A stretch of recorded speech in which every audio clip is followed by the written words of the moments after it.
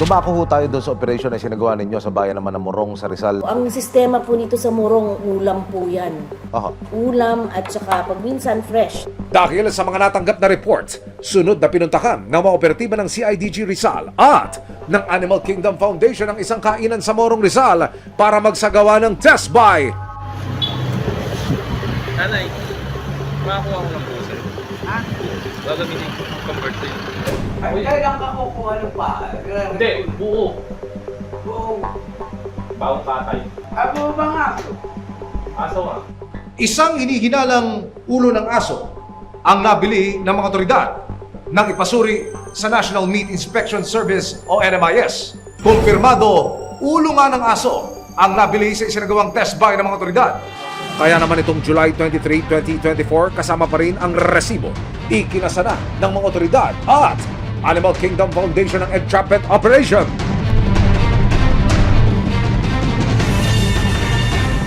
Pagdating sa lugar, bumaba ang dalawang asset na siyang bibili kuno ng karne ng aso. Maya-maya pa, isang tawag ang natanggap ng mga pulis. Hudyat para matiglo ang mga suspect. Positive. Gawin na.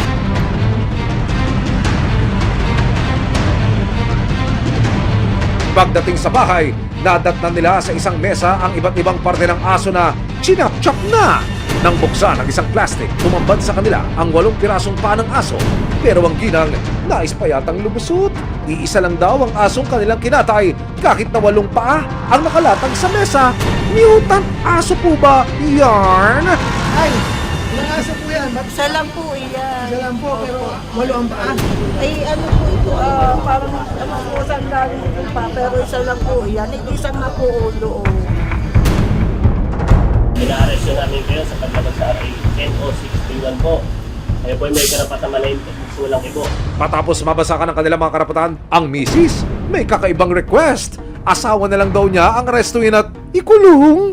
La! Anyari po sa for better or for worse ng inyong samahan. Asawa ko na po. Asawa ko na lang po, sir. Tawag po na kayo sa amin sa opisina. Ano po? Hindi po. Sir, awa na mga po. Mag-awa nila kung may sakit sa puso, sir. Dinala ang dalawang suspect sa custodial facility ng CIDG Rizal PFU. Nakakarap ang dalawang ginang sa kasong paglabag sa RA 10631 o ang Animal Welfare Act. Baka akala ho nila magaang lang ang parusa dyan. Ano ho ba ang parusa? Hindi po ito magaan, ano? Kung namatay po yung aso dahil sa dog meat trade na ginawa nila, pwede po sila, at maramihan ito, no? 3 or more dogs, pwede po silang tawagin mga sindikato. Aha. Kaya up to 3 years, pwede po silang makulong. Aha. At 250,000 pesos po ang penalty dyan. Okay. Kung sila po ay makonvict. Sa kasalukuyan, nakapagpiyansa na rin ang dalawang suspect pero patuloy rin ang pagdinig sa kaso. Makalipas ang mahigit 3 buwan, binisita ng resibo ang Animal Kingdom Foundation Sanctuary sa Capas, Tarlac para makita ang kondisyon ng mga asong nasa gip mula sa mga leksiyonero ng Bulacan. Nakapag-rescue po tayo ng 4 na dogs sa Barangay Bambang, Bulacan, Bulacan. Ngayon po, kasama natin yung 3, si Bambam, si Bart, and si Berry. Pinerform na rin natin yung mga basic na intake protocols. Kinumpleto na natin yung mga vaccines. Makikitang nasa maayos at masigla na silang kalagayan at naghihintay ng pamilya magbibigay sa kanila ng nararapat na pagmamahal at kalinga. Bakit ho ba ipinagbabawal ang pagkain ng karne ng aso po? So public health po ang issue dito. Pangalawa po, ito po ay mga aso. Sila po ay hindi mga pagkain or food animals. Sila po ay companion animals, man's best friend. Sila ay ating mga pamilya or members of the family. Kaligtasan ang tanging hangad ng mga otoridad sa bawat pagtiklo sa mga sangkot sa pagkakarne ng mga aso. Walang tatangkilik kung walang magtitinda. Nariyan ang ngipin ng batas para masigurong ligtas ang mga itinuturing ng miyembro ng maraming tahanan.